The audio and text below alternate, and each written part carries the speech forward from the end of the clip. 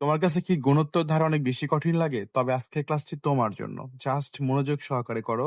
ইনশাআল্লাহ গুণোত্তর ধারা তুমি 100% শিখবেই। আর আমি তোমাকে শিখাবো, কথা দিলাম। যতটুকু সাপোর্ট লাগে আমি দিব। তো ফার্স্টে দেখো আমরা টাইপ 1 শিখাবো আজকে।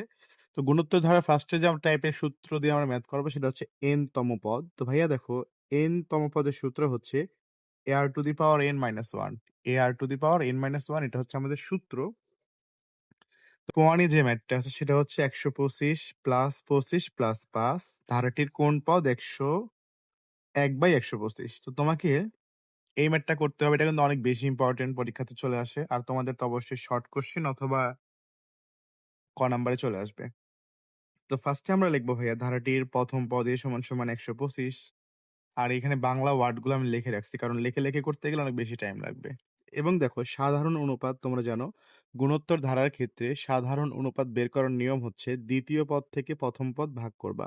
দ্বিতীয় পদ ভাগ হচ্ছে প্রথম পদ। দ্বিতীয় পদ কত আছে বলো তো ভাই? এখানে দ্বিতীয় পদ আছে 25, এটাকে ভাগ করব প্রথম পদ 125 দ্বারা। তো মনে রাখবা, গুণোত্তর ধারার ক্ষেত্রে সাধারণ অনুপাত বের করার নিয়ম হচ্ছে দ্বিতীয় পদকে আমরা প্রথম পদ দ্বারা ভাগ করব। যদি এখানে ভাগ করি আমরা, 25টা যদি কাটাকাটি করি, 25 আর এই 25 দ্বারা যদি আমরা 125 ভাগ করি, এখানে কিন্তু ভাইয়া তোমার 5 হবে। বুঝছো? তাহলে এখানে যেটা অ্যান্সার আসবে 1/5। তোমাদের জাস্ট বোঝানোর সুবিধার্থে আমি এখানে একটু কাটাকাটি করে দেখাইলাম, তোমাদের কিন্তু কাটাকাটি করতে হবে না। তো সব মিলে এখানে সাধারণ অনুপাত আর সমান আসবে 1/5। ইহা একটি গুণোত্তর ধারা। বুঝছো? এটা গুণোত্তর ধারা কেমন করে তুমি চিনবা? তুমি দেখো ভাইয়া, এই যে 25 দ্বারা যদি তুমি এখানে 125 ভাগ করো, ভাগফল 5 পাবা। আবার 5 দ্বারা যদি তুমি 25 ভাগ করো, ভাগফল 5 পাবা। এখানে প্রত্যেকবার কিন্তু ভাইয়া ভাগফল সেম হবে। ভাগফল সেম হইলে সেটা কি হয়? এই দুইটাকে ভাগ করলে ভাগফল 5, এই দুইটাকে ভাগ করলে ভাগফল 5। যখন ভাগফল সেম হবে তখন সেটা কি হবে বলতো? গুণোত্তর ধারা হবে। তো আমরা জানি গুণোত্তর ধারার n-তম পদের সূত্র। এখন দেখো, আমরা জানি গুণোত্তর ধারার n-তম পদের সূত্রটা একটু আগে তোমাদের দেখাইছি। দেখো, ar to the power n minus 1, তাহলে যেটা হবে ar to the power n minus 1। বুঝছো ভাইয়া?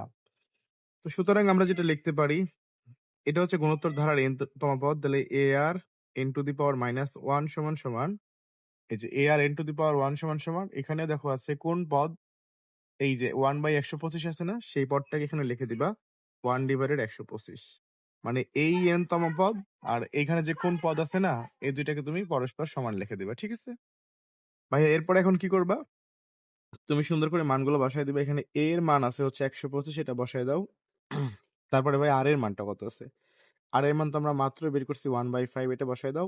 উপরে আছে n-1, সেটা বসাও, ইকুয়াল টু 1/125। এখানে না বোঝার মতো কোনো কিছু আছে বলো তো ভাই? এর জায়গাতে আমরা a এর মানটা বসাইছি, আর এর স্থানে আমরা আর এর মানটা বসাইছি, উপরে n-1 ইকুয়াল টু 1/125।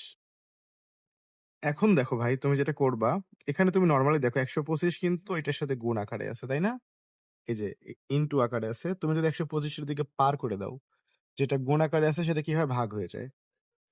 তো এখানে যেটা হবে 1/5 এর উপর n-1 ইকুয়াল টু 1/125 এখানে অলরেডি আছে। বুঝছো?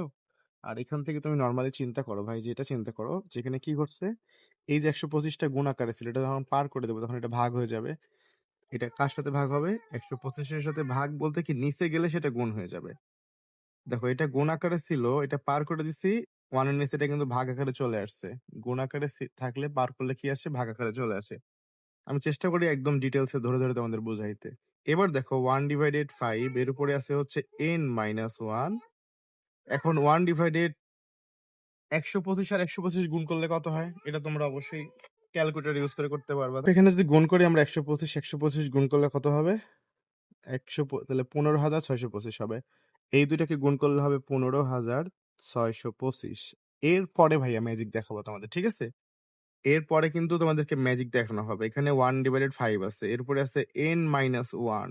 এখন ভাইয়া তুমি যেটা করবা, ভালো করে বুঝো, এদিকে যা আছে তুমি এদিকে তাই লিখবা। মানে এখানে 1/5 আছে, তুমি এখানে কিন্তু 1/5 লিখবা। বুঝছো?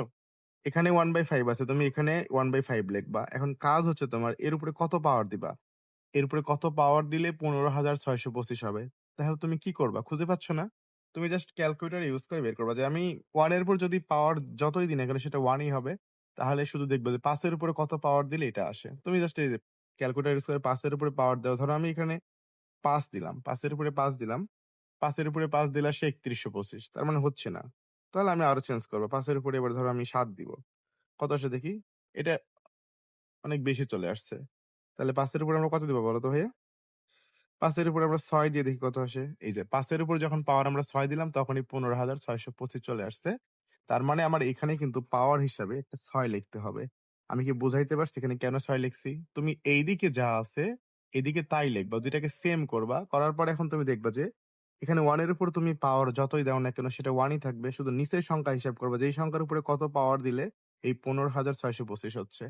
এখন যেটা করবা উভয় দিক থেকে তুমি 1/5 ক্যানসেল দিয়ে দিবা। তাহলে থাকবে যেটা 1 - n - 1 = 6 বা n = যেটা হবে -6 এদিকে পার করলে মানে -1 পার করলে +1 হয়ে যাবে।